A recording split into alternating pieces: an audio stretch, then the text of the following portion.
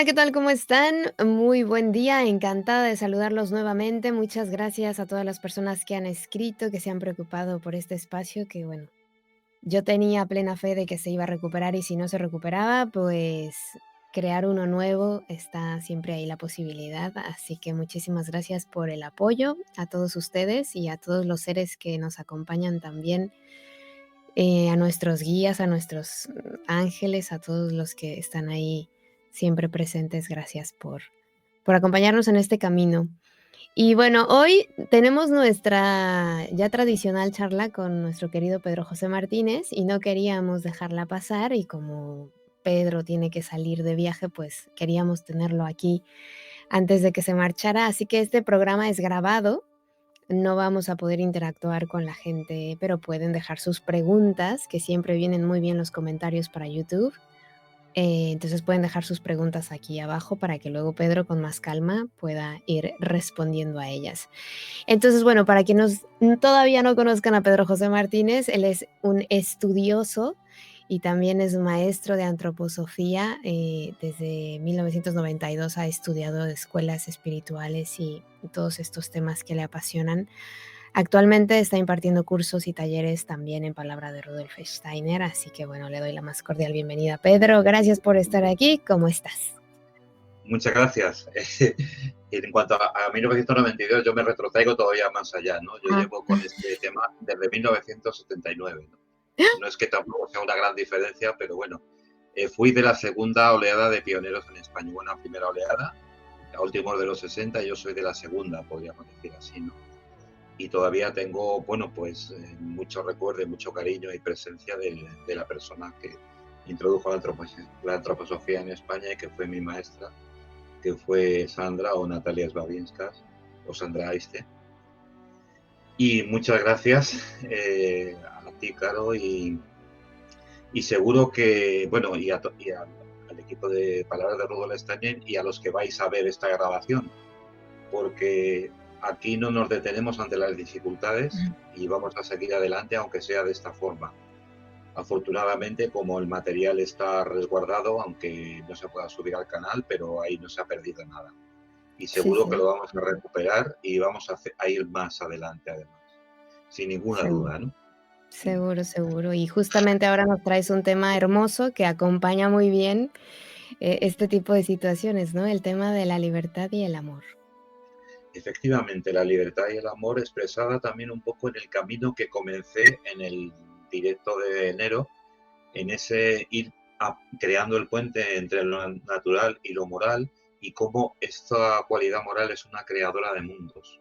Entonces aquí voy a profundizar más y voy a recoger, podríamos decir así, un contenido que expresa Rudolf Steiner sobre el cuádruple organismo humano y sobre esa base, esa interrelación, cómo se va fraguando la libertad y el amor. Concretamente, el contenido sería cómo vive el alma y espíritu en el cuerpo físico humano, la moralidad como fuente de creatividad universal, el camino hacia la libertad y el amor con su significado para el mundo.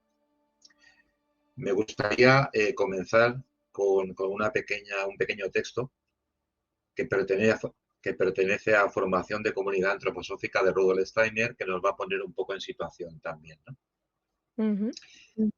Y aquí expresa un poco mi trabajo y hasta cierto punto el trabajo también que hace Palabra de Rudolf Steiner en una forma más amplia, ¿no? Sea como se llame más adelante, que será, hemos cumplido como una etapa, pues ahora habrá otra etapa de más madurez, ¿no? A partir de ahora. Claro. Las ideas son para la antroposofía los cálices tallados desde el amor, donde espiritualmente se recoge al ser del hombre desde los mundos espirituales. Con la antroposofía ha de brillar la luz de la verdadera humanidad, envuelta por pensamientos impregnados de amor. El conocimiento es solamente la forma en que a través del hombre ha de darse la posibilidad para que el verdadero espíritu, desde las amplitudes cósmicas, se concentre en los corazones humanos y a partir de ellos pueda iluminar los pensamientos de los hombres. Y así como la antroposofía realmente solo puede ser captada por el amor, Por esa misma razón, ella misma crea amor, cuando el hombre la aprehende en su verdadera esencia. Realmente aquí vemos como un propósito, como un ideal del trabajo que estamos haciendo, ¿no? Y también de muchos que os acercáis al canal a escuchar las grabaciones o los directos o los cursos. Bien, pues me meto en materia. Gradualmente vamos contemplando al ser humano situado por un lado en la vida cósmica y por el otro en la vida social, en la vida terrenal y comunitaria social, porque la dimensión social es necesaria para que seamos humanos. Si no tuviéramos un, ¿cómo podríamos decir? Un entorno social, no tendríamos la capacidad de tomar la conciencia como seres humanos, de tomar conciencia como seres humanos. Es decir, que lo social es parte del desarrollo fundamental y necesario para hacernos seres humanos. Tenemos que abrirnos a una imagen ampliada en que además del cuerpo físico del hombre, también está integrado o estamos integrados por otros miembros constitutivos superiores. Podríamos relacionar estos miembros con los cuatro elementos. La tierra como expresión del estado sólido, el agua como expresión del organismo líquido, el aire como expresión del organismo aéreo y el calor como expresión del organismo térmico. De termos, que quiere decir en antiguo griego temperatura, en griego clásico. Mejor dicho, termos no, cermos, porque la TH se leía como Z, ¿no? Estos son los cuatro elementos clásicos que desde la antigua Grecia, quizá también desde las escuelas de Egipto, de Alejandría, y que llega hasta la Edad Media bastante avanzada, hasta Paracelso, se habla de los cuatro elementos clásicos, ¿no?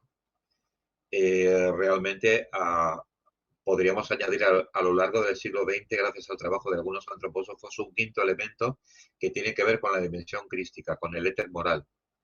El trabajo, dijéramos, de la moralidad orientada desde el impulso de Cristo está creando una nueva forma de éter y están apareciendo también un nuevo nivel de elementales, que son los elementales crísticos, de los que habla Thomas Meyer, y del éter moral habla, por ejemplo, Valentín Thomas, de esta quinta forma de éter.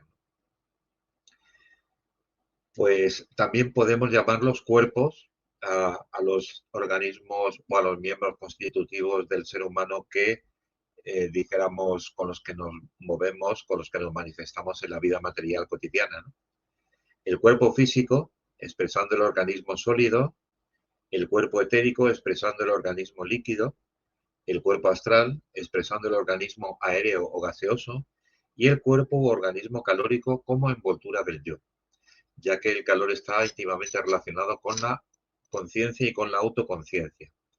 El calor, dijéramos, de la sangre, el calor corporal, solamente lo tenemos los animales superiores y los seres humanos.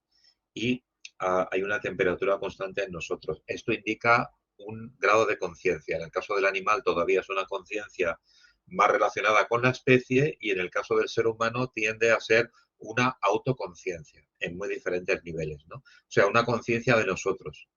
Nosotros somos seres humanos y nos damos cuenta de ello. Eso quiere decir tener autoconciencia, de que nos damos cuenta de quiénes somos, ¿no? Por ejemplo, si nos acercamos al estudio de la sangre humana, tenemos el cuerpo etérico que la impregna con sus fuerzas. Por otra parte, en este líquido sanguíneo aparece asimismo un estado térmico, que forma parte de un organismo calórico que en ningún modo es idéntico al organismo al que pertenece la circulación sanguínea, o sea, la sangre líquida.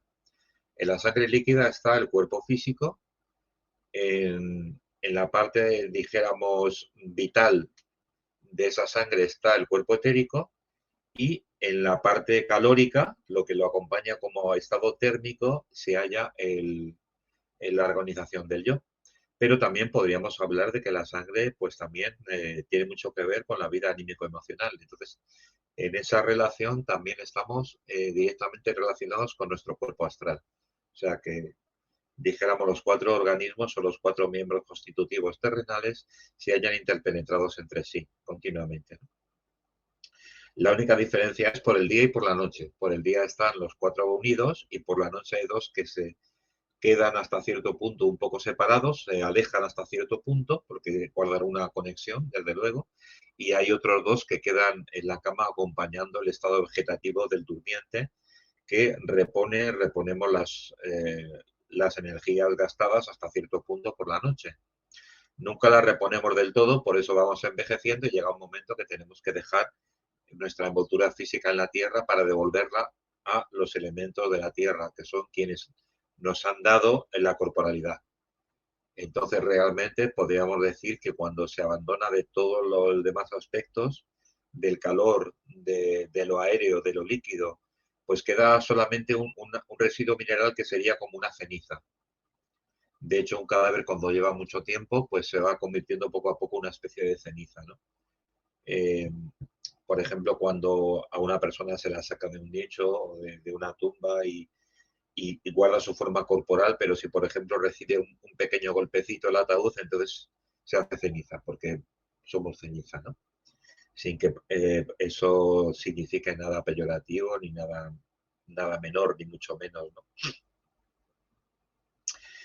Esa ceniza para la Tierra es muy valiosa. O sea, el residuo de nuestro cuerpo físico, sea en forma de cremación o sea en forma de enterramiento directo en la Tierra, no con medio de ataúd, sino un enterramiento directo, o bien con un ataúd que se pueda disolver. Pues es muy positivo para la Tierra porque el ser de la Tierra se alimenta en parte de los contenidos que el vehículo o lo que han sido las envolturas humanas le portamos.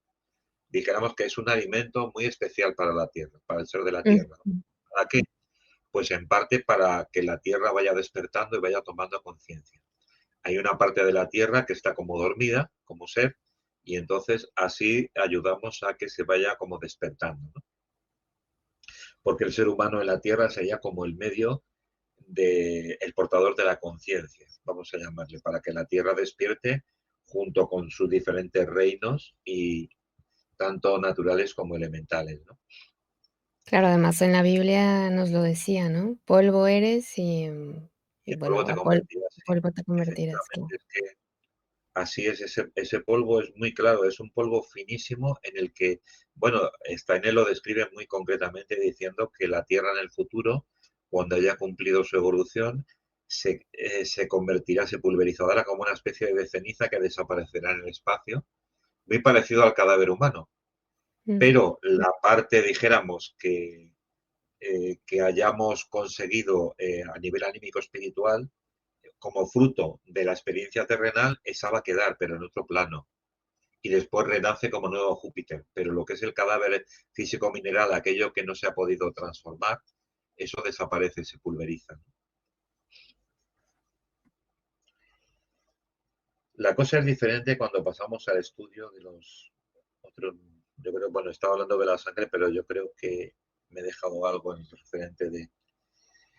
En el momento en que contemplamos la imagen ampliada del ser humano, no podemos quedarnos solamente en lo expresado por medio del cuerpo sólido, que sería el físico, ya que en lo referente a su organización física, el ser humano se relaciona con la Tierra entera, con la Tierra en su conjunto, ya que lo que está dentro de nosotros físicamente está fuera también. Por eso los medicamentos de la medicina antroposófica se buscan en los elementos que nos rodean, ¿no? Se buscan en el mundo vegetal, en el mundo mineral, raramente en el mundo animal, en el caso de la medicina antroposófica. También hay algunas secreciones animales, pero la mayoría de los medicamentos son de origen mineral y de origen vegetal. La cosa es diferente cuando pasamos al estudio de los otros miembros constitutivos. Es decir, cuando pasamos del cuerpo físico a otros organismos, como por ejemplo el organismo líquido, que ya no está delimitado ni se haya separado de una forma tan clara del entorno, lo que se manifiesta en estado líquido en cualquier parte del espacio, que nos compenetra e interacciona con nuestro organismo líquido. Limita con todo el elemento líquido circundante. En cierto sentido, nos vemos obligados a disolver los límites entre interior líquido humano y exterior que nos rodea en todo el entorno terrestre. Por líquido también me refiero, por ejemplo, a la humedad ambiental. Eso también es una parte líquida. Ese agua pulverizada que hay sutilmente en la atmósfera también es una forma de elemento líquido.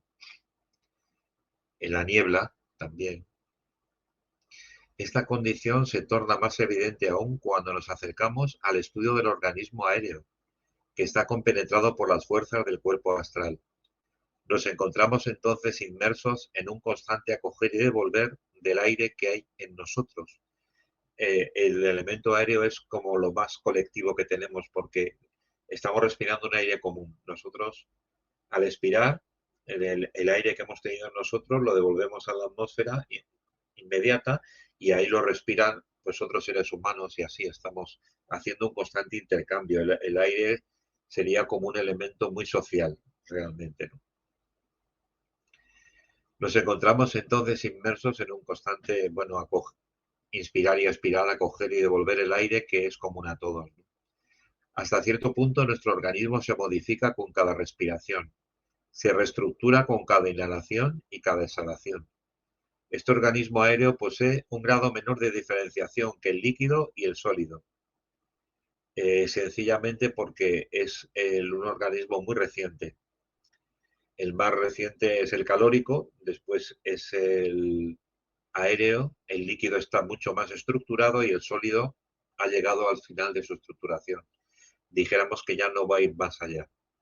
Ahora lo que compete es precisamente la involución en cuanto a lo físico material. Es decir, que comenzamos con la venida de Cristo hace 2000 años, la involución, es decir, la espiritualización de la materia. En el organismo calórico vive sobre todo el yo, que es por sí mismo aquel organismo espiritual que domina, que configura e impregna con sus fuerzas el calor que llevamos en nosotros. Lo estructura, lo ordena de tal manera que es un organismo, ¿no? No podemos entender la vida anímica si no tenemos en cuenta esta acción directa del yo sobre el calor. El yo es también aquella instancia del ser humano que pone en marcha la voluntad, creando los impulsos volitivos. Ahora, por ejemplo, yo al estar hablando con vosotros, con vosotras, y, y de alguna manera estar metido en estos contenidos, me sube un poco el calor. Noto que el calor me sube un poquito. En parte por el entusiasmo, en parte por el esfuerzo positivo, en parte, pero el calor sube. Se podría medir hasta en décimas de grado de que el calor sube, ¿no? En cambio, cuando, por ejemplo, tenemos miedo, pasa lo contrario. Muchas veces nos Sí, quedamos así como rígidos y nuestro calor como que desaparece o se va al centro y nos quedamos más pálidos del puro miedo, ¿no? Si es un miedo sobre todo muy fuerte. Si es un poco de temor, no, pero si es un miedo, porque también cuando hay un poco de temor nos sonrojamos por timidez, ¿no? Pero aquí me refiero a un miedo de de muerte, ¿no? Entonces nos quedamos como fríos, rígidos, ¿no? cierto.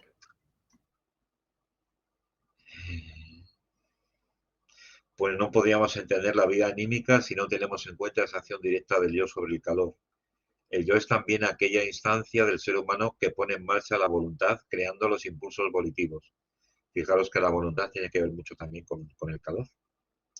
Estos impulsos volitivos se relacionan con el ambiente, con el ámbito telúrico, que es el cuerpo de la Tierra, en el que también estamos. Estamos recibiendo constantemente sus irradiaciones. Y en cuanto a la voluntad, tiene mucho que ver la voluntad cuando no es consciente, cuando no la vamos haciendo consciente, tiene mucho que ver con lo que viene desde abajo, desde el interior de la Tierra. Y entonces la voluntad tenemos que conquistarla, tenemos que hacerla consciente y tenemos que irradiarla, dijéramos, desde el yo. No solamente recibir y expresar lo que viene, dijéramos, de otros ámbitos terrenales, sino hacerla nuestra y crearla desde nuestra propia creatividad moral, ¿no? Cuando el yo tiene un impulso volitivo, este impulso comienza actuando en el organismo térmico, te calienta. Este organismo térmico es un espacio de calor que se comunica en todo momento con el calor exterior. Pasa como con lo líquido y lo aéreo, que está en comunión con el entorno, ¿no? Lo que gobierna ese calor interior, quien lo hace circular en forma de corrientes y movimientos interiores, estructurándolo como un organismo, es el propio yo individual. En cuanto al cuerpo astral, acoge el despliegue de las fuerzas del sentir, haciendo que éste las ponga en acción en el medio físico, haciendo que actúen en el organismo aéreo humano. En el organismo aéreo, en gran medida, viven la vida emocional, la vida de los sentimientos del ser humano. Claro, además es tangible porque cuando estás en una habitación donde la gente empieza a sentir miedo, aunque no lo manifiesten, como que se empiezan a contagiar, ¿no? O Sí, cualquier se emoción empieza se a contagia. contagiar, empieza a sentirse una atmósfera cada vez más pesada, ¿no? Cada Ujú. vez más densa, podríamos decir, sí. El cuerpo etérico guarda la capacidad de generar representaciones en la medida en que éstas crean imágenes que actúan sobre el organismo líquido. El organismo sólido, expresado en el cuerpo físico, esencialmente es el sostén y medio de manifestación de los demás organismos sutiles. O sea que realmente el cuerpo físico, más que creador por sí mismo, es la estructura que sostiene a todos los demás. Es como las vigas maestras del edificio, podríamos decir así, ¿no? El organismo líquido se halla configurado y perfectamente diferenciado, manifestándose el cuerpo etérico por su medio. Hay que recordar que el cuerpo físico es el más antiguo porque les fue creado por los tronos del antiguo Saturno. El cuerpo etérico procede de los espíritus de la sabiduría en el antiguo Sol, es un poco menos antiguo, pero muy antiguo también. Después el cuerpo astral es mucho más cercano a nosotros, fue creado en la antigua Luna por los espíritus del movimiento o virtudes. Y por último, la organización para el yo está siendo, podríamos decir hasta cierto punto, ha sido creada, pero trabajan en ella a nivel superior los espíritus de la forma, las potestades. Todavía tienen un lazo importante con el cuerpo físico, porque ellos no los han abandonado en lo físico, porque si ellos dejaran de actuar, nosotros no estamos todavía capacitados para por nosotros llevar nuestro cuerpo físico, es decir, hacer latir nuestro corazón, hacer circular nuestra sangre, hacer, bueno, toda la circulación de fluidos, toda la gestación de un hijo, todo eso depende de los seres superiores. Nosotros somos, en este sentido, luna, o sea, receptores de esos procesos. Todavía apenas participamos en ello. En el futuro cada vez participaremos más, pero ahora todavía es muy poquita lo que participamos, ¿no? Pues en el organismo líquido, ¿qué ocurre? Una de las cosas principales, de los procesos principales, es precisamente la generación de los pensamientos. Los pensamientos se producen como una reverberación en el cuerpo etérico, pero en el cuerpo etérico sobre todo relacionado con la metamorfosis del sonido, o sea, en el éter sonoro. El pensar es una metamorfosis del éter sonoro en nosotros. O sea que entonces cuando el pensar lo relacionamos con la cabeza, en realidad el cerebro sería como un receptor, como una antena que acoge los pensamientos que se elaboran en el conjunto del cuerpo etérico, sobre todo en el aspecto químico o sonoro, que es como se llama la función del éter sonoro y del organismo del éter. Como veis, hay cuatro constituyentes. El organismo etérico, visto de una manera más completa, es cuádruple. Entonces tiene una parte de luz, una parte de sonido, una parte de vida propiamente dicha y una parte de calor interpenetrado. Está constituido de esos elementos. Cuando esos elementos se densifican, aparecen los elementos clásicos de tierra, agua, aire y fuego. Cuando se rarifican estos elementos, pues entonces aparecen los éteres. Hay un éter que corresponde a cada elemento. Esta es la parte sutil. Entonces dijéramos que el elemento sería la parte material y el éter sería la parte sutil. Entonces dijiste, el pensar es una metamorfosis del éter. Eso el sonido que reverbera en el cuerpo etérico, pero en el éter sonoro en concreto. En el éter sonoro. El éter sonoro tiene la cualidad de que ordena las sustancias. Por ejemplo, cuando tenemos una arena muy fina sobre una placa y tocamos un violín, se forman las figuras de Slanding y se forman figuras, bueno, preciosas. Si es un toque armónico, preciosas. Si no, es todo caótico, ¿no? Como pasa, por ejemplo, con los experimentos del agua viva que hace Masaru Emoto, ¿no? El Ujú. doctor Emoto de Japón, pues también esto se puede ver incluso a nivel de la materia. Entonces se le llama éter químico porque ordena la materia, tiene que ver con la tabla periódica de los elementos. Sonoro porque está en la génesis del sonido. y podemos decir que ordena las sustancias. Es el éter que ordena las sustancias. Cuando una sustancia pasa a manifestarse materialmente, el éter sonoro siempre está de por medio ordenando. O mm. sea, que quiere decir que detrás hay entidades elementales y espirituales que están haciendo ese trabajo, claro, a través del éter sonoro, evidentemente. El sonido se reproduce a través del aire como su medio portador, pero el sonido está muy relacionado no solo con lo líquido, sino también con lo aéreo, debido a que impregnándolo se halla el éter sonoro o químico que estructura los elementos de la tabla periódica, como he dicho.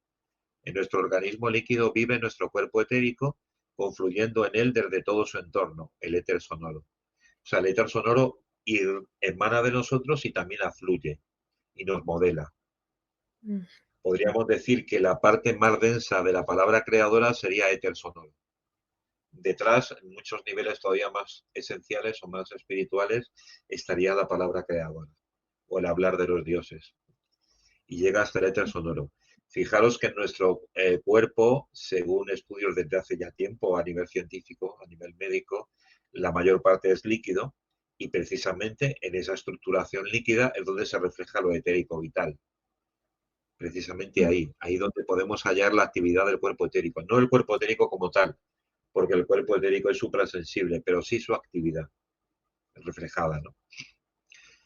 Por tanto, al estudiar nuestro organismo etérico descubrimos que se halla integrado por éter químico o sonoro, pero también por éter calórico, lumínico y éter de vida o éter vital, entrando y saliendo continuamente el éter químico a través del organismo líquido, en una respiración, en un latido.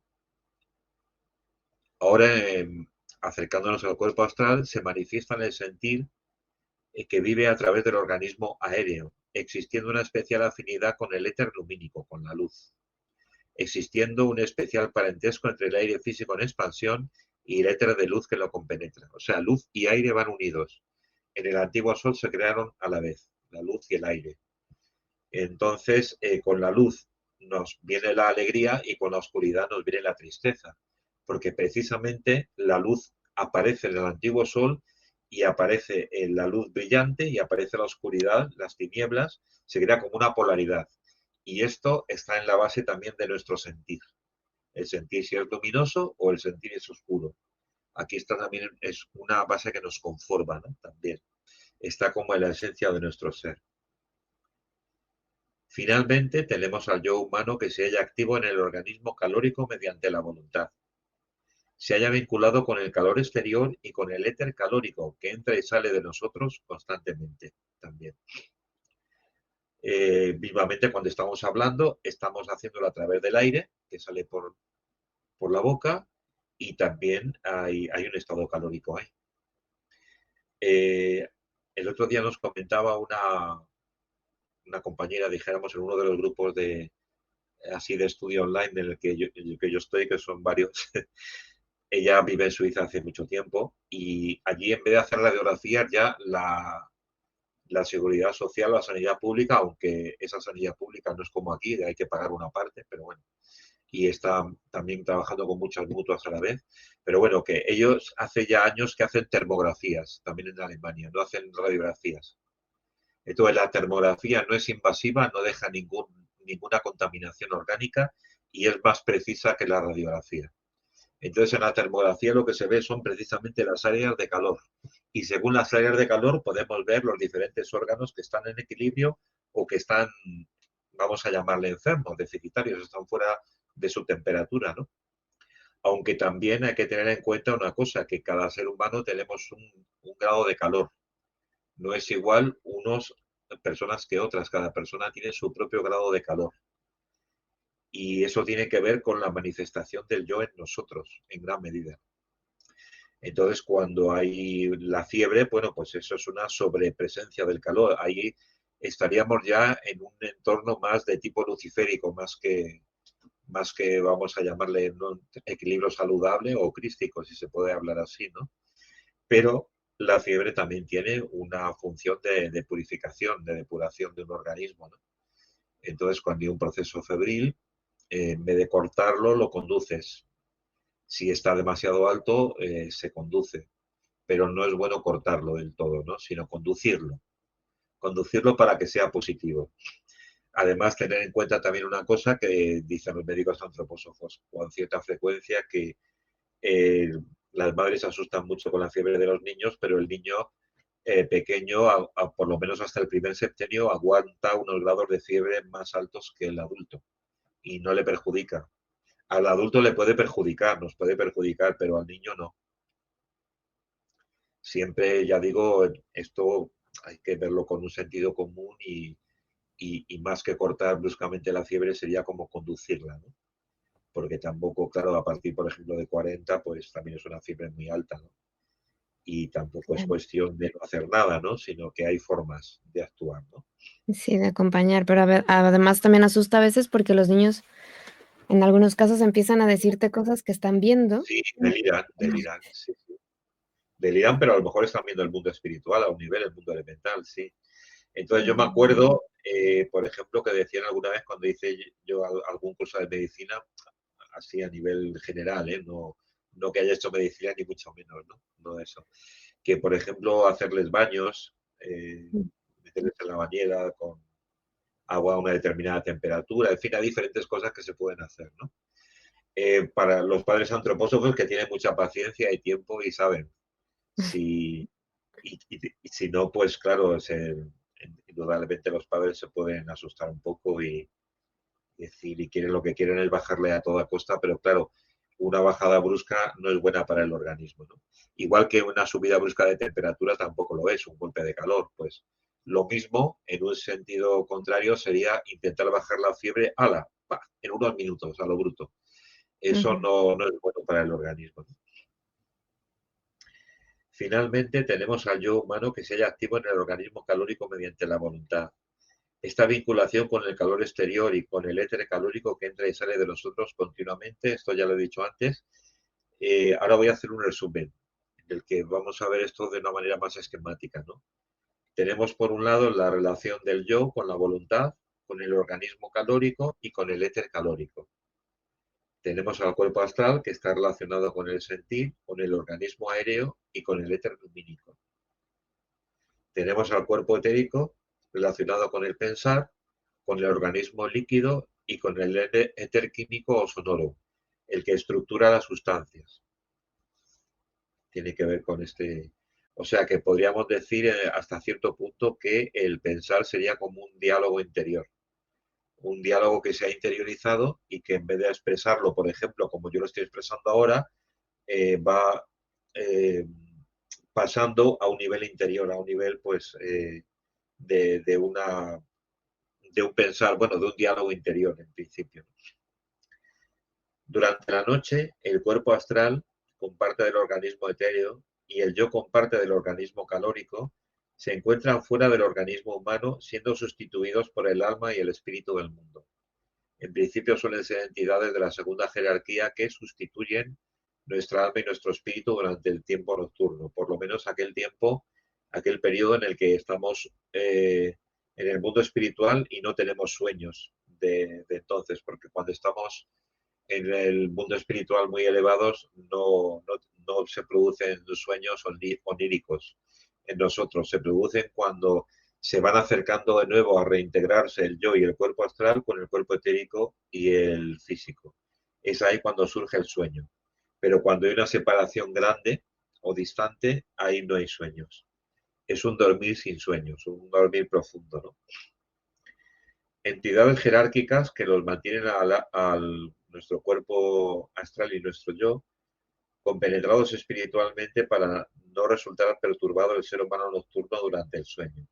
Es decir, la parte de física y etérica que no quede, dijéramos, abandonada o perjudicada por este estado que podríamos hablar de estado vegetativo parecido a la planta, ya que solamente tenemos las funciones de la planta, o sea, lo que es lo físico y lo vital, como tiene la planta. El yo actúa en la circulación de la sangre indirectamente por medio del organismo calórico. Al despertar se reintegran el yo y el cuerpo astral en el organismo humano, expulsando al espíritu cósmico y al alma o astralidad universal. Cuando el yo y el cuerpo astral vuelven al organismo, a nuestro organismo terrenal completo, pues entonces los seres espirituales que estaban manteniéndolo durante el sueño, pues se retiran. Más que expulsar de manera brusca, quizá no sea la palabra más adecuada, podríamos decir que se retiran. Así, el soñar nocturno constituye una forma de conocimiento, un especial tipo de autoconocimiento físico. El ser humano sueña sus estados interiores. Esto quiere decir que si no pudiéramos dormir, no podríamos llegar a hacernos una clara representación del yo. No tendríamos una clara conciencia de nuestra vida interior, ya que constantemente estaríamos vivenciando la vida exterior y nos dispersaríamos en ella. O sea que el organismo físico es un espejo para el yo. La presencia del yo, el organismo humano terrenal, dijéramos, hace como de espejo. Y así adquirimos autoconciencia, gracias a ejercer ese espejo para el yo. Podemos recordar las imágenes de nuestras vivencias diurnas hasta el punto en que podemos recordarlas, pero toda esa corriente de conocimiento se ve interrumpida regularmente cada noche y cuando realizamos la retrospección nocturna no la tenemos presente porque no ha entrado en nuestra conciencia de vigilia. Un ejercicio recomendable para cuando nos acostamos es hacer la retrospección del día hacia atrás. Empezar por lo último que hemos hecho y poquito a poco avanzar por el día hasta el momento de habernos levantado. Esto tomarlo como una práctica allí hasta donde lleguemos y por lo general también ayuda a dormir. Para quien tenga un poco de dificultad de conciliar el sueño suele ayudar también. Lo vivenciado durante el periodo nocturno se halla igualmente contenido en la retrospección, aunque al principio no se haya registrado en nuestra conciencia habitual. Pero esa conciencia se ve fortalecida interiormente por el hecho de que el campo espiritual interior también posee zonas vacías, zonas en las que no tenemos recuerdo, ¿no? En esto se basa el hecho interior de que estemos conscientes, durante el periodo orientado hacia el mundo exterior de los sentidos terrenales.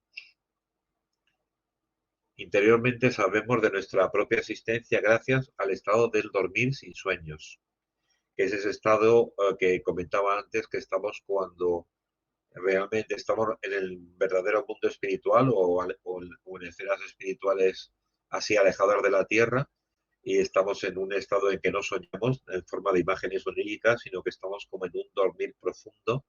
Este es un estado que es más allá del sueño del soñar.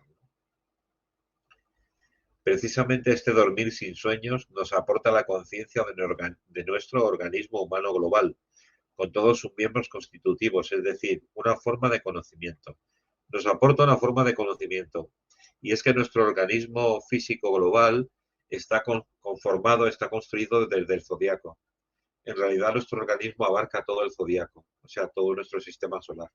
Lo que pasa es que una pequeña parte de él, de ese organismo global, se desgaja y pasa a encarnar en un cuerpo muy pequeñito en la Tierra.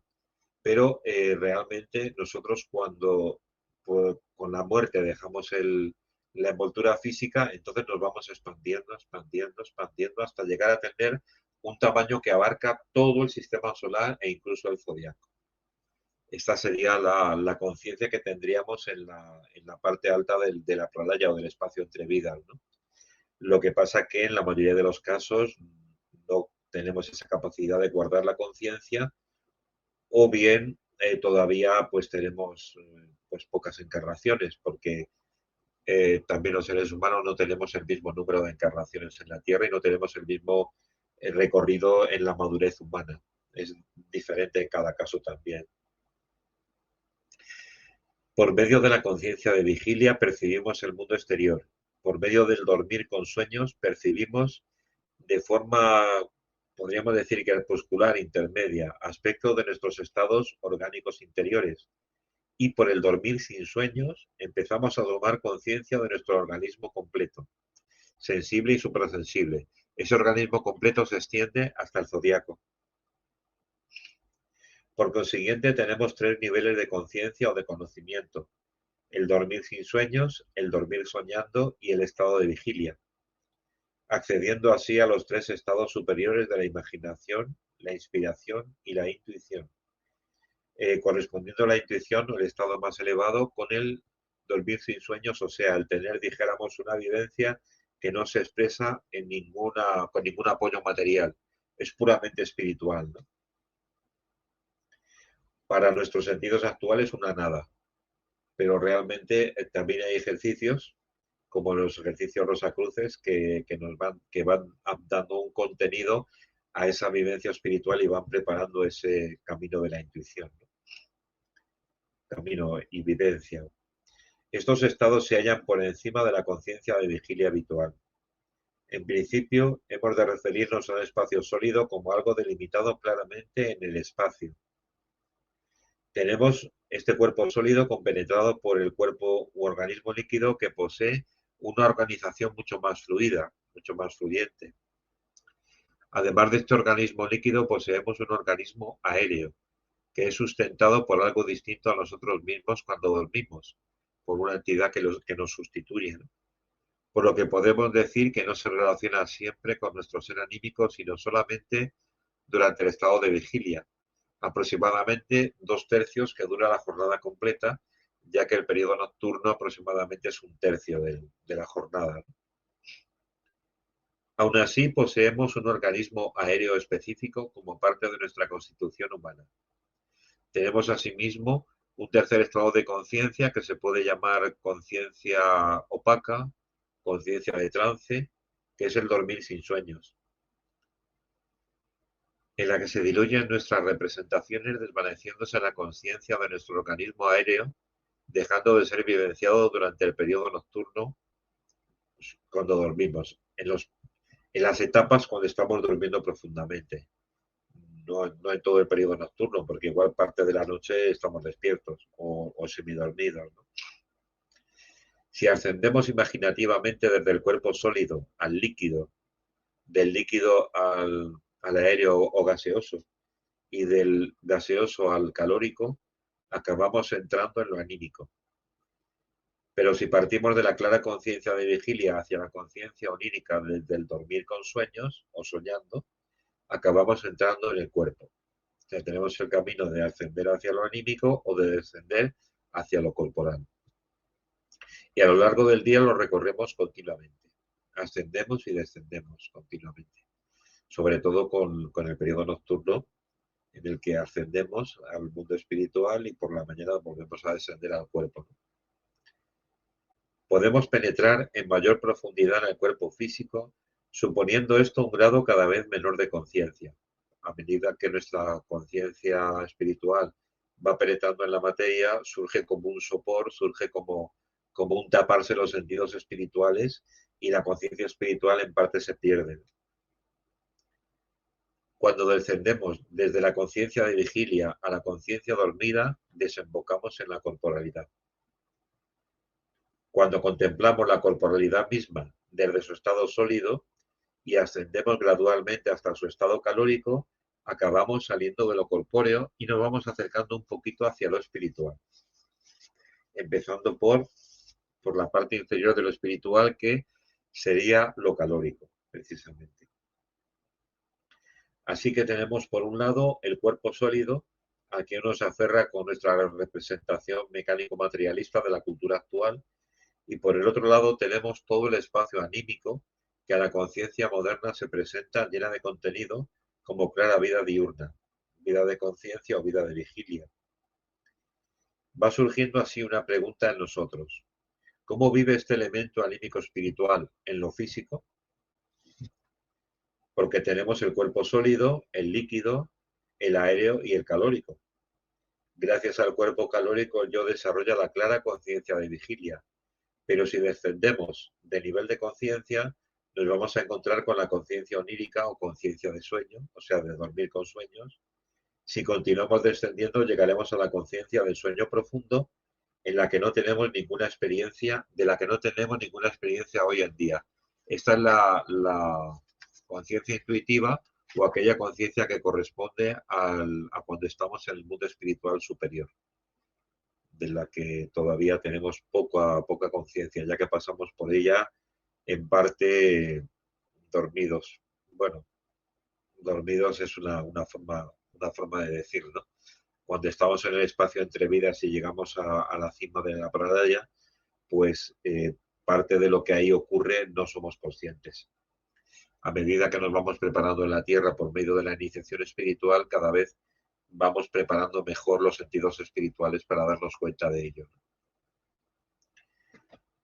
Por eso, la ciencia espiritual tiene que penetrar por doquier en la totalidad, creando los puentes entre lo físico corporal por un lado y lo anímico por el otro, investigando aquellos estados en que lo anímico se convierte en corpóreo y lo corpóreo se convierte en anímico. Esta visión ampliada molesta por lo general a nuestros contemporáneos, que prefieren quedarse solamente con lo que ofrece la forma parcial de ver las cosas hoy en día, tan parcial y limitada, ¿no? Por medio de la observación ampliada del ser humano global, puede tenderse un puente entre el organismo humano exterior y lo desarrollado en nuestro interior mediante la autoconciencia. Para poder crearlo hemos de tener claro cómo contemplar el organismo humano. Desde lo sólido a lo calórico, todo es cuerpo físico, pero en el cuerpo líquido, en todo lo que se haya organizado como agua en el organismo, interviene especialmente el cuerpo etérico, como he dicho antes. En todo lo que se haya organizado como aire en el organismo, interviene el cuerpo astral. Y en todo lo que se haya integrado y ordenado como calor, interviene especialmente el yo. Con ello permanecemos todavía en lo físico, pero dentro de ellos podemos ya empezar a ascender un poquito en lo espiritual, siendo lo primero estos niveles etéricos, los 4 éteres, para después empezar con el mundo anímico y poco a poco acercándonos a los diferentes niveles del mundo espiritual y supraespiritual. Por otro lado, nos hemos aproximado a la conciencia de la que solo observamos la parte correspondiente al estado de vigilia, que es el estado que discurre entre despertar y dormir, mientras que los otros dos estados de conciencia no son considerados desde esta visión materialista. Pero si profundizamos en la comprensión de lo corporal, van apareciendo los sucesivos organismos, el acuoso, el aéreo, el calórico. Al irse refinando nuestro organismo acaba llevándonos hasta la esfera anímica. Entonces surge una nueva pregunta en nuestras almas. ¿Cómo se relaciona lo moral, la ordenación ética del mundo con su expresión física? Como decía antes, al principio, crear ese puente entre lo natural y lo moral, ¿cómo lo creamos? Los seres humanos recibimos en nuestras almas los impulsos morales como impulsos anímicos. Puede, por ejemplo, entusiasmarnos interiormente por un ideal ético, por ejemplo, de bondad, de libertad, del bien, del amor, resultando evidente que no podemos imaginarnos lo que sucede en el alma como entusiasmo, que se ha manifestado a nivel material, por ejemplo, en los huesos o en los músculos, tal y como son observados en el estudio anatómico. Pero lo que sí podremos observar es que cuando el ser humano se siente entusiasmado por un elevado ideal moral, ese entusiasmo interior ejerce influencia sobre el organismo calórico. Nos calentamos, realmente. Y entonces nos encontramos dentro del ámbito físico, pero habiendo partido de lo anímico. Es decir, que lo vivenciado en forma de ideales éticos incrementa su calor orgánico, estimulando nuestro organismo térmico. Un ideal ético puede subir nuestra temperatura interior, anímica y exterior también, incluso a nivel de la temperatura corporal hay un sutil aumento de calor a veces casi inapreciable, ¿no? Pero uno por lo menos lo puede vivenciar, ¿no? Así, a un entusiasmo por un ideal moral le sigue una vitalización del organismo calórico. Pero los demás organismos que integran al ser humano quedan igualmente afectados en un sentido positivo, ya que cuando el organismo aéreo se ve estimulado por un ideal moral, no provoca incremento de calor, sino que surgen fuentes de luz. Se transmiten gérmenes de irradiación luminosa al organismo aéreo. O sea, todo lo que va creando en todo el conjunto del organismo nuestra vida moral, ¿no? Nuestro entusiasmo ético, ¿no? Mientras que en el organismo líquido se desprende aquello que provoca un resonar en el medio aéreo, una sonoridad exterior que resuena en el aire. El aire con sus ondas vibratorias no es otra cosa que el cuerpo exterior del sonido. El ideal moral provoca ese sonido no en el organismo aéreo, sino en el organismo líquido.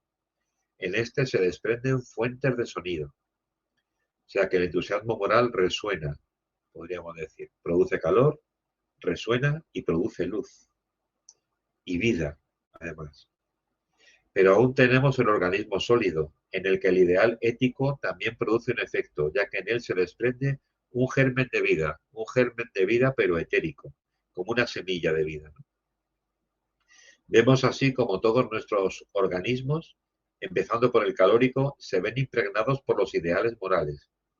Y cuando al morir se desprende de nuestro organismo físico, nuestros cuerpos etérico, astral y nuestro yo, nos sentimos impregnados por las impresiones que hemos tenido a lo largo de nuestra vida terrenal. Cuando dejamos el cuerpo material podemos encontrarnos con estos gérmenes de vida que hemos creado a lo largo de nuestra vida, ¿no? Realmente podemos estar muy contentos y agradecidos por haber creado algunas semillas de futuro, que en muchos casos no se han creado o no han participado para nada las personas en la creación de ello, ¿no? ¿Dónde se hallan las fuentes de la vida? En aquello que estimula los ideales morales que actúan entusiasmando al ser humano. Cuando hoy nos podemos inflamar con los ideales éticos, estos transportan sonido y luz, convirtiéndose en elementos creadores del mundo, del nuevo mundo. Llevamos hacia el cosmos aquello que crea mundos, y la fuente de esta creación es lo moral. El sonido es lo que actúa tras las leyes de la química. El sonido reúne y separa, ordena las sustancias y lo que obra en el mundo aportando luz, tiene asimismo su fuente en los impulsos morales.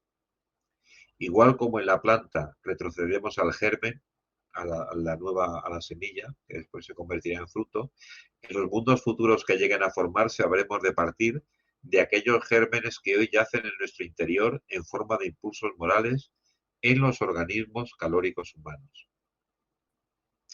Por eso es tan importante el actuar desde la voluntad, como hemos estado viendo la relación que hay de la voluntad con el organismo calórico, con los ideales morales, y nuestro tiempo es un tiempo en el que se llama a actuar desde la voluntad y desde el coraje, que sería una forma de actividad micaélica realmente.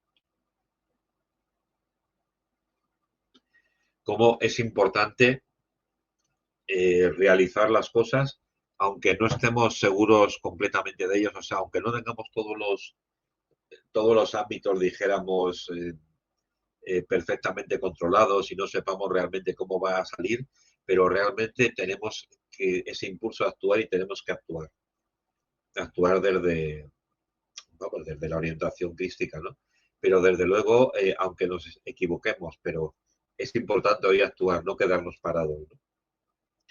Observemos ahora las ideas teóricas. ¿Qué pasa? Como contraparte, unas con otras, ¿qué producen, ¿no? En los diferentes ámbitos, ¿no?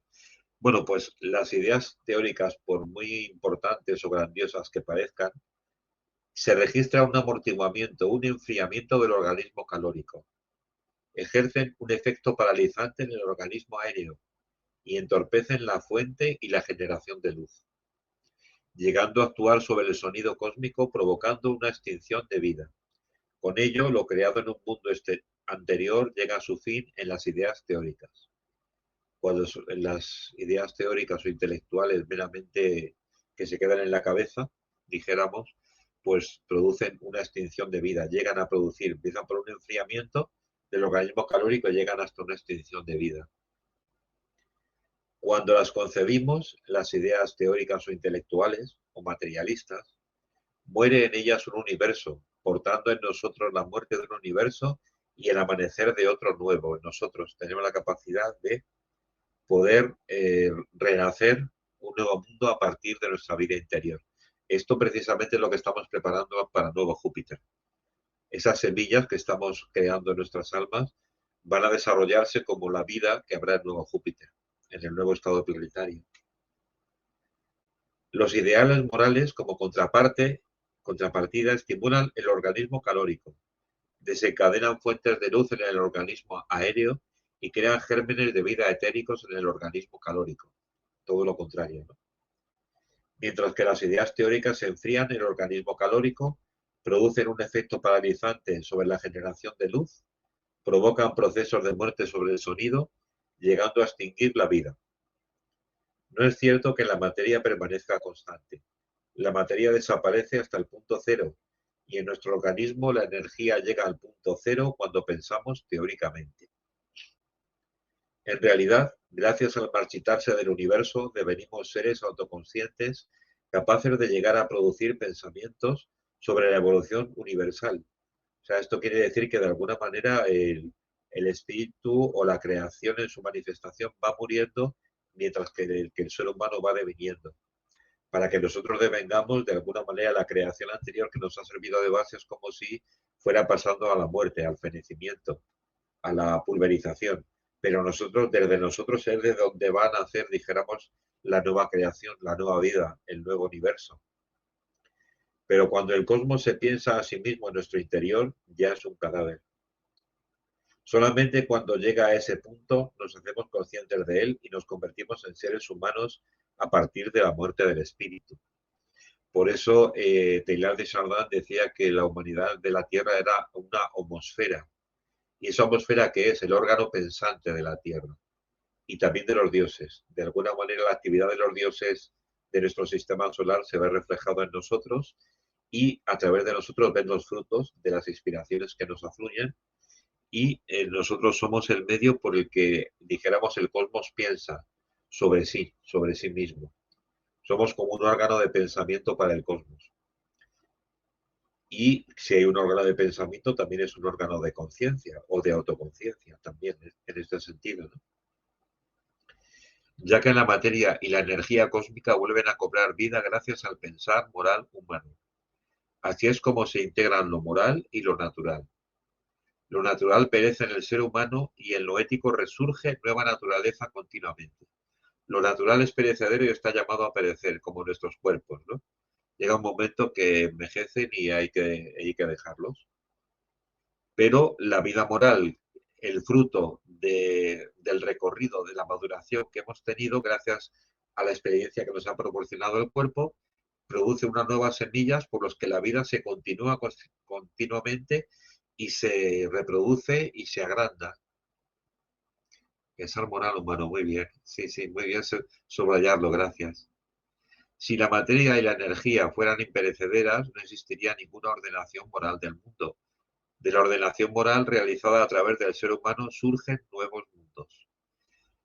Esto de la materia que solo que eh, la materia ni se queda ni se destruye, solo se transforma, que es constante, esto lo está rebatiendo. Esto es un punto de vista de la cosmología actual y también lo rebate porque dice que no es así.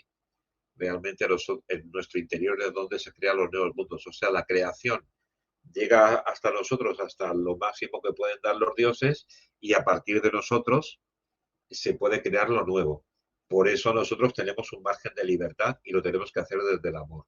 Ahí entra también la libertad y el amor. Este proceso no es generado desde la mera observación de las partes sólidas del organismo humano, sino cuando nos expandemos hacia los organismos líquido, aéreo y calórico. O sea, cuando estamos viviendo en el ser humano expandido o más completo, ¿no? Y aquí estamos viendo unos niveles del ser humano terrenales, pero tenemos otros muchos. No, el ser humano no se agota con estos, ¿no? Tenemos también nuestra parte de divinidad, la parte en la que estamos viviendo de alguna manera como en la Trinidad, que tiene que ver con el desarrollo del yo espiritual, del espíritu de vida y del hombre espíritu hacia el futuro, en este caso, ¿no? Solo podemos entender la relación entre el ser humano y el mundo cuando se sigue la huella de lo físico hasta el grado de refinamiento en que lo anímico puede intervenir sobre este aspecto físico sutil, como es el estado calórico. Dijéramos que lo calórico es lo más sutil de lo físico y es lo más denso desde lo espiritual. Y en el calor se encuentran. O sea, si el espíritu se va densificando hacia la materia, llega un momento que es calor, como la parte más densa del espíritu. Y si lo material se va sutilizando hacia lo espiritual, también llega a ser calor. Entonces, en el calor confluyen lo, lo espiritual que desciende y lo material que asciende, podríamos decir así, ¿no? Entonces, a través del calor, precisamente, aparece la vinculación entre lo corpóreo y lo anímico. Lo anímico sería como podríamos llamar una dimensión también, ya no tan inferior como el calor, pero un poquito más superior que el calor, pero como aspectos todavía, dijéramos, como más periféricos del mundo espiritual real, ¿no? Es decir, que la materia y el espíritu de alguna manera se pertenecen y la materia es una forma del espíritu temporal. En realidad viene creada desde una condensación del espíritu también. El calor se halla presente exteriormente en los cuerpos, así como también interiormente en el organismo humano, en que se encuentra organizado como un organismo o cuerpo térmico, un cuerpo de temperaturas.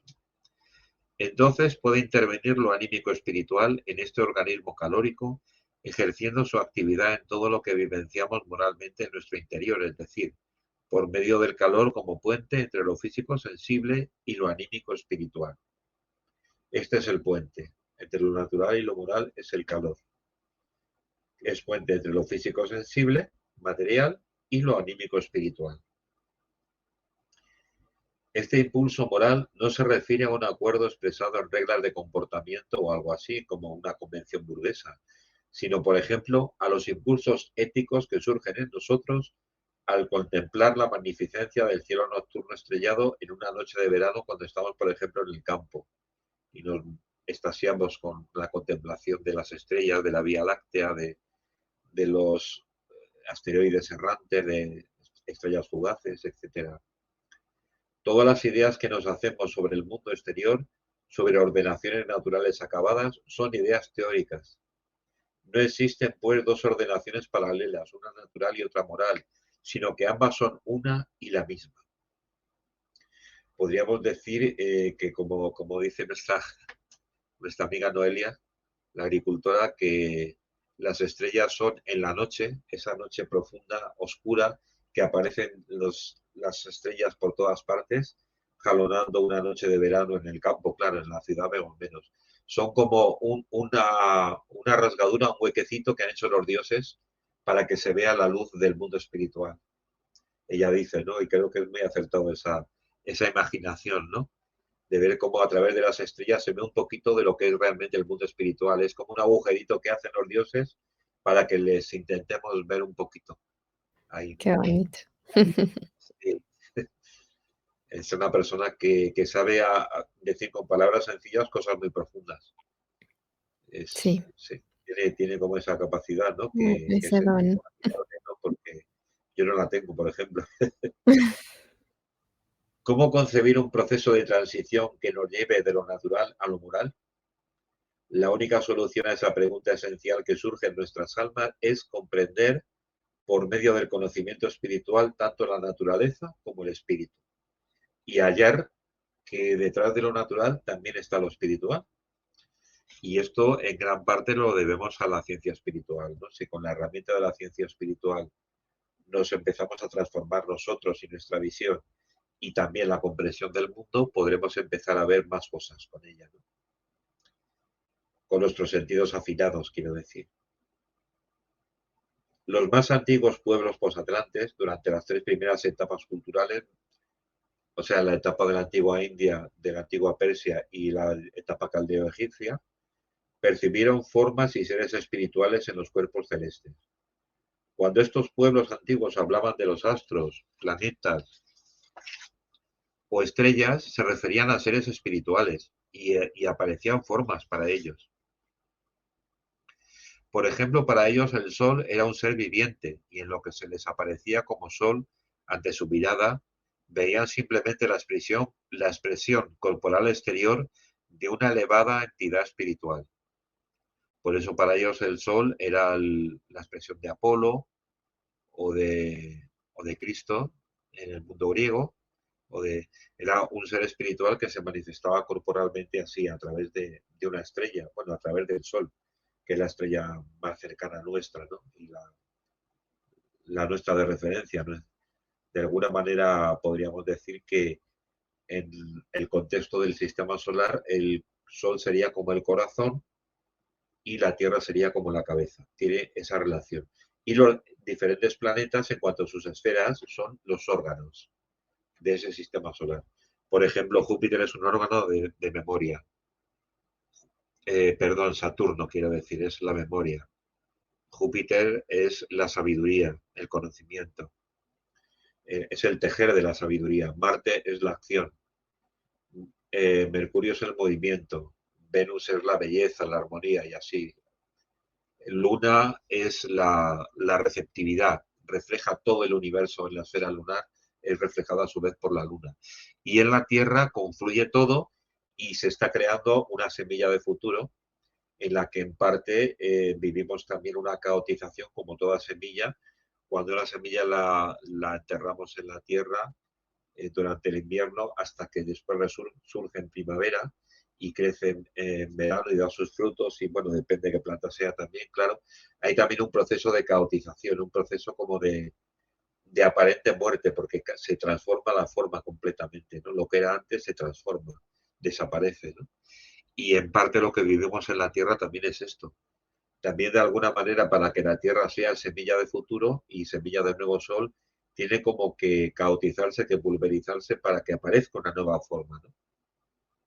Entonces hay aspectos de la vida terrenal y humana que están como en decadencia, pero vistos con una mirada espiritual, en realidad lo que están es siguiendo un proceso de caotización espiritual para que surja lo nuevo.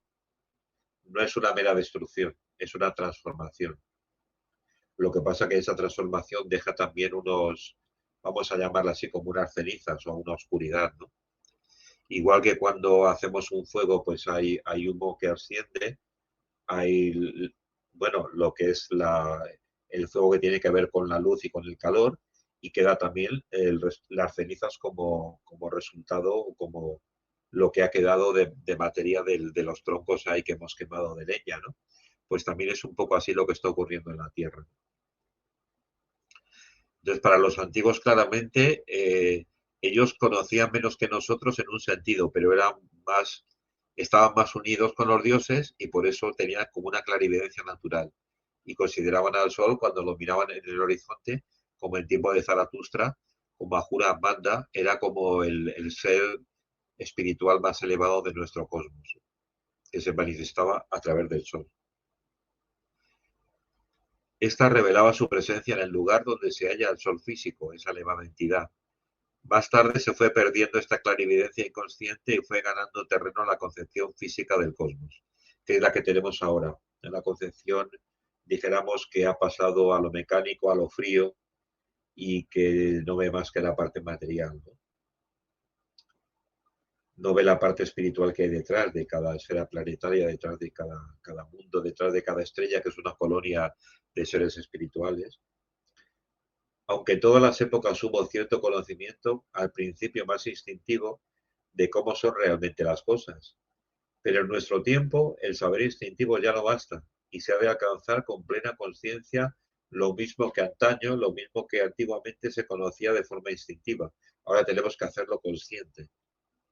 Los iniciados de la antigüedad consideraban al ser espiritual del sol como la fuente de todo lo moral.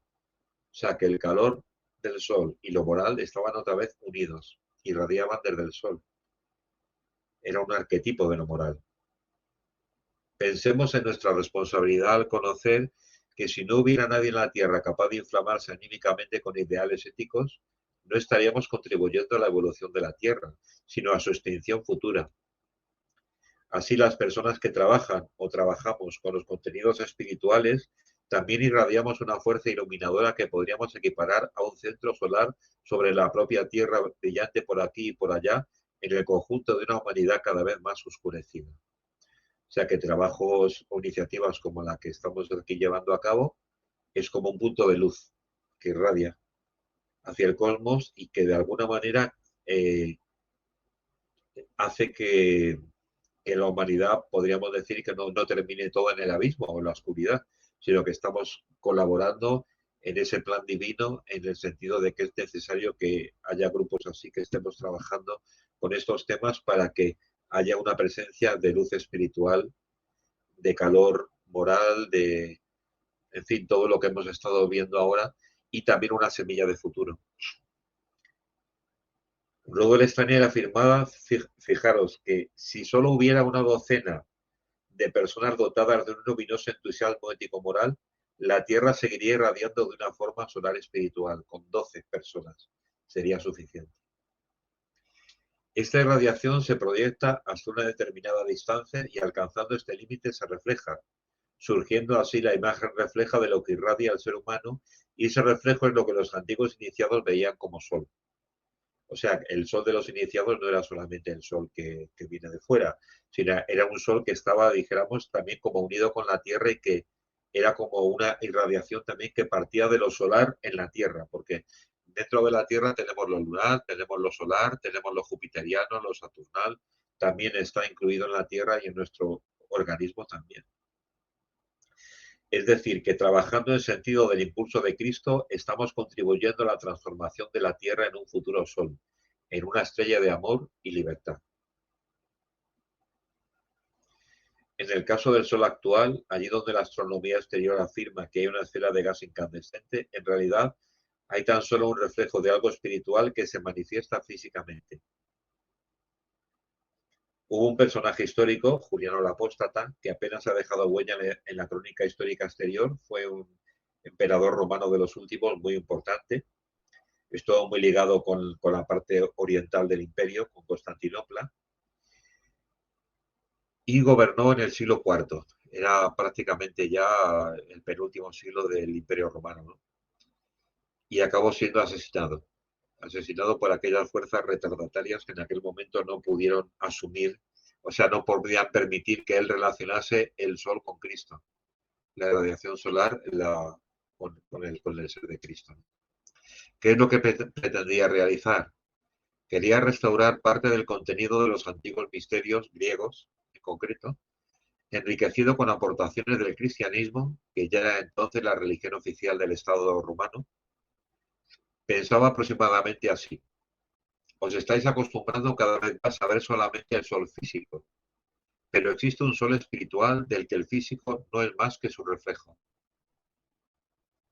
A su manera intentó comunicar al mundo el misterio de Cristo, pero se quiso ocultar entonces, como se intenta hacer ahora, la relación que Cristo, el sol espiritual, tiene con el sol físico. Por eso determinados grupos de poder se enfurecen mucho cuando se habla del misterio de Cristo en relación con el sol. Me refiero, se enfurecen en la Europa actual, sobre todo en la Europa de antes de la Primera Guerra Mundial, en la de entreguerras. Después quedó bastante, no sé, más cubierto todo este conocimiento, pero vuelve a resurgir, ¿no? Por eso lanzan todo tipo de calumnias e incluso pueden llegar al asesinato, hasta de un emperador, hasta de la máxima autoridad que había en el Imperio Romano, pues se lo cargaban, claro. Como fue el caso del emperador Juliano. Se llamaba Juliano el Apóstata, le llamaban. Simplemente porque quería no restablecer exactamente los antiguos misterios, sino darles un contenido cristiano y que dijéramos que esa sabiduría que venía de los antiguos misterios griegos no se perdiese, porque cuando Roma asumió el cristianismo como religión del Estado, de alguna manera empezó la persecución de los antiguos misterios, pasó al extremo contrario de como hacía antes. Al principio perseguía a los cristianos y después lo que perseguía eran los antiguos misterios. Y lo ideal hubiera sido que se hubiera integrado, se hubiera cristificado el contenido de los antiguos misterios, porque ¿qué eran los antiguos misterios griegos? Una preparación del impulso de Cristo, sobre todo los misterios del logos, del verbo, los misterios donde vivía Juan, de Éfeso. El templo de Diana de Éfeso era el templo del verbo, y él precisamente estuvo allí viviendo parte de su vida, y es ahí donde recibió el Apocalipsis y donde escribió el Evangelio de San Juan. Precisamente fue ahí en la cercanía de Éfeso. Y también Steiner, cuando se quema el primer Geteamón, habla de que esto estaba relacionado con el incendio del templo de Éfeso. Era como estaban, dijéramos, relacionados kármicamente uno y otro, porque el templo de Éfeso también fue quemado, y fue quemado por las fuerzas, vamos a llamarle, reaccionarias, que no permitían, dijéramos, que se pudiera entrever el misterio del logos o de la palabra creadora que era el que se cultivaba en aquel templo de Éfeso, ¿no? Por ello, el conocimiento espiritual en nuestro tiempo es un asunto muy importante. Solo quien lo considera como tal lo contempla con la seriedad que se merece. Realmente es importante lo que hacemos y es importante las personas bueno, que lo siguen, que se dedican a ello o por lo menos que se interesan por ello. O sea que tanto en el sentido de emisores como de receptores, de personas que hablamos sobre esto, como personas que lo escuchan y que lo trabajan, que lo entretejen en su ser, pues es muy importante que lo hagamos para que haya esa irradiación de luz en medio de la oscuridad actual y que se creen semillas de futuro, entre otros aspectos. Fijaros lo importante que es, ¿no?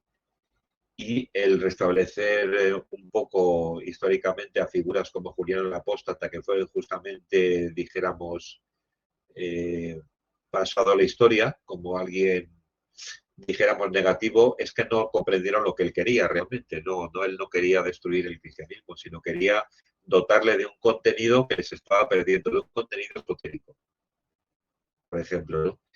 Y así pues, estas fuerzas reaccionarias a lo largo, vamos a llamarle arimánicas o de la oscuridad, a lo largo de la evolución de la humanidad, pues siempre están presentes y están ahí actuando cuando pueden. Intentan siempre pues poner una cortapisa, molestan un poquito o si ya se enfrentan mucho, pues se pueden llegar a quitar del medio. Llega un momento en el que incluso claro, un emperador romano tenía mucho poder, evidentemente, no era como cualquiera de nosotros, ¿no? Pero vamos, si les molesta mucho, buscan la forma de cómo eliminar eso, ¿no?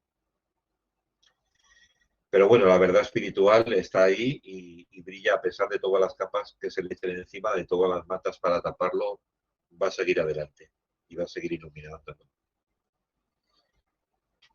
Sin duda, es Y muy creo, importante. Mm. sí, Digo que no, bueno, aquí podemos hacer una edición si quieres, porque te estoy viendo bastante mal. Se ha distorsionado mucho tu imagen. No sé si quieres conectarte con tu móvil para seguir y despedirnos, cerrar. sí, bueno, ya estamos yendo hacia el final. Ujú. Ya hemos pasado de 1:30, que suele ser el tiempo así de... Sí, no, lo digo Pues es que no, no está se bien, ve pero... como se ve que a veces se ve muy borroso y solo se ve la mancha del color. Ah, bueno, un poco borroso estoy por la luz que tengo detrás, ¿no? Pero claro, no tanto como para que se vea borroso. No, ahora más Pero que normalmente. ¿se ha escuchado bien? ¿Se ha escuchado? Sí, sí, en el último igual un poco entrecortado, pero se escuchó, se entendió la idea, pues. Si no, bueno, lo último lo puedo repetir un poco también, si esto puede hacer un resumen un poco o... Bueno, no, yo te iba a decir, Sí, que, yo no sé si somos conscientes, pero yo creo que de alguna u otra manera todos sentimos este llamado de la religión, pero desde el entendido del religarme al mundo espiritual. Es una necesidad humana, y aunque mucha gente lo quiera negar y lo quiera rechazar y lo que tarde o temprano van a pasar por ahí porque es una necesidad, ¿no? Es algo que si observas tu biografía, desde qué edad te conectaste con la religión, con Dios, a qué edad empezaste a sentir esa inquietud, esa búsqueda, porque es parte del ser humano y no lo podemos negar. Y yo creo que afortunadamente cada vez está siendo más claro para muchos de nosotros, ¿no? Este compromiso que tenemos, gracias a estas charlas que nos estás dando, de trabajar para el futuro, porque todo lo que nos has compartido nos ha dejado claro que todo lo que estamos haciendo no solo es para mí, o sea, no solo trabajo para mi beneficio, estoy trabajando para el beneficio de la humanidad, ¿no? Y eso es amor, decir, este compromiso que adquiero, y que realizo, lo estoy realizando porque quiero entregar algo a los demás, y eso es hermoso de mirar, ¿no? es hermoso de mirar y además ten en cuenta que dentro de ese futuro también estaremos nosotros. O sea, de alguna manera nosotros también vamos a participar en los frutos de ello, ¿no? porque van a venir por la añadidura, ¿no? Realmente. Entonces, me parece muy importante el poder adquirir elementos que puedan construir ese puente en nosotros entre lo natural y lo moral, que a lo largo de tantos siglos y milenios han estado como en dos mundos diferentes, ¿no? Entonces, o te vas por la vía, dijéramos, más de la vida cotidiana, de lo terrenal, material, externo, o te vas por la vía espiritual, pero resulta que no, que el futuro es la reunión de ambos porque ambos son lo mismo, vienen de un mismo origen, ¿no? Entonces, es muy importante que lo tengamos así para que no nos hagamos ideas equivocadas y veamos que lo natural y lo moral vienen de la misma fuente espiritual y que nosotros efectivamente estos son elementos que nos ayudan, de conocimiento que nos ayudan a religarnos con nuestro verdadero origen. Y al mismo tiempo, no despreciemos, no despreciamos nada de la vida material que tenemos porque también es una expresión del espíritu y nos proporciona el campo de maduración de la libertad y el amor. Entonces, de alguna manera es un todo que se relaciona y que se completa de una manera, excelente, ¿no? Realmente sublime, ¿no? Sí, exactamente, esa es la palabra, sublime. A mí me ha encantado todo esto que nos has traído para observarlo este ejemplo que nos ponías de la respiración es como lo más claro que hay, ¿no? De este ejercicio que estamos haciendo. Sí, a veces nos vamos mucho por lo material, a veces nos vamos mucho por lo espiritual, ¿no? Al otro lado ya, y y lograr, entender que están unidos y que trabajan juntos es es Precisamente ahí está el impulso de Cristo en esa reunión. Cuando tenemos la polaridad de lo material solamente estamos hacia el lado arismánico. Cuando estamos en la polaridad solamente de lo espiritual, estamos hacia el lado luciférico. Y cuando estamos en esa reunión, a través del amor y la libertad, que los eleva a otra dimensión aún superior, estamos pues religando lo material y lo espiritual, ¿no? ujú. Y también trajiste la parte del cerebro que, bueno, es ahora no sé, porque estoy poniendo mucha atención a las palabras que utiliza la gente que se comunica en las diferentes redes sociales, o en la televisión, o en la radio. Y hace poco escuchaba a un artista que decía, bueno, un cantante mexicano que decía que el cerebro es un músculo. Y yo decía, qué importante es saber lo que es el cerebro, ¿no? Porque si yo me imagino el cerebro como un músculo, o sea, como mi bíceps, ¿no? Pues, me cambia la perspectiva a que si me lo visualizo como, por ejemplo, el oído, o como si lo visualizo como el corazón, o sea, ¿cuál es mi idea de cada palabra, no? Y eso para mí ahora mismo es superimportante, y como mencionaste lo del logos, me parece que es un tema que tenemos que empezar a ser más consciente, ¿no? ¿Qué palabras estoy escuchando? ¿Qué cierto o no tan cierto puede ser? ¿Y por qué no interesarme en investigar al respecto de eso que estoy escuchando? ¿No? Así es. Sí, sí, totalmente. Pues espero que la grabación haya quedado bien dentro de las pequeñas dificultades que ha habido al final de la intervención, pero si, no sé, viéramos más adelante que no ha quedado, cuando tú la repases o tal, si no ha quedado bien, pues se puede volver a hacer también, volver a grabar, ¿no? Pero la emisora hasta últimamente no da problemas. Pero vamos, siempre está el recurso del móvil, claro. ¿Sigue grabando o ya? Sí, te sigo Ah, grabando. Pero bueno, ahora se pues recuperó esperemos bastante la señal. pues esperemos que la próxima vez, el próximo directo sea ya con público y que ya se haya restablecido este problema que hemos tenido, esta cortapisa en el camino. Que, pero bueno, está, dijéramos, guardado el archivo y dijéramos de todo lo grabado anteriormente y todo eso puede ir a otro contenedor, ¿no? En otro ámbito, ¿no? Claro, sí, no, que la gente no se preocupa, que el material está a salvo, pero el canal fue el que se vio El que afectado. fue a Claro, pero bueno, todo el contenido está bien, o sea, está en nuestro resguardo, así que no se preocupen. Y bueno, pues, bueno, nos seguiremos viendo, nos seguiremos escuchando y seguiremos ujú. compartiendo estas charlas que son siempre muy nutritivas y bueno, ahora mismo me estoy imaginando todas las personas que normalmente se conectan, ¿no? Y andan por aquí. Así que, Y nada, eh, empezaré el próximo directo y a lo mejor algunos, más de uno, pues hablaré sobre el misterio del mal, creo, que tengo esa orientación para seguir así ahora algunos directos nuevos. Entonces en marzo no creo que pueda, será ya en abril posiblemente, porque ahora estaré mm, fuera de España un tiempo y no voy a poder prepararlo como aquí.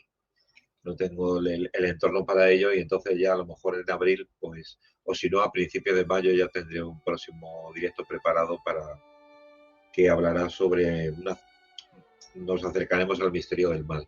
Y esto pues da para a lo mejor 2 o 3 directos, realmente, ¿no? sin duda, un tema muy interesante que aquí por el al menos mi marido es muy fan de ese libro, lo tiene siempre bajo el brazo. Le encanta el tema, no sé, es algo que le Pero bueno, inquieta mucho. hay sobre ello también de Prokofiev, de Tomberg, de otros autores, bueno, y también de Steiner, ¿no? Que se puede ahí ampliar bastante más también, ¿no? Profundizar, claro, además hay también Sí, expresiones muy profundizaría lindas que lo mucho, ¿no? Pero definen. se puede empezar por ahí, sí, esta obra, ¿no? No me acuerdo ahora el autor, es un autor alemán, así Sí, menos conocido. ujú, Lo que dice de alguna manera es así un poco, dijéramos, básico, podríamos decir, ¿no? ujú. Sí, sí, sí, pero bueno, es una buena introducción, digo yo, ¿no?, al tema. Sí, es una buena introducción, efectivamente. Sí, el enigma del mal está bien. Sí. El enigma del mal, para quienes quieran ir adelantando en el estudio, vamos Eso a es, vamos a el hablar de enigma del esos mal, temas. efectivamente. Sí, Ujú, por ahí empezaremos. exactamente. Así que muchísimas gracias a todos por habernos acompañado. Recuerden dejar sus preguntas en los comentarios y Pedro, cuando tenga tiempo, seguramente nos podrá ayudar a resolver las Pues sí, dudas por y supuesto, consultas. contar con ello. Sí. Y nada, no me queda nada más que darle las gracias a Pedro, como siempre, por este espacio, por esta charla, y a todos ustedes, como siempre, por acompañarnos. Así que gracias y nos vemos en la siguiente emisión. Hasta la próxima. Muy prontito.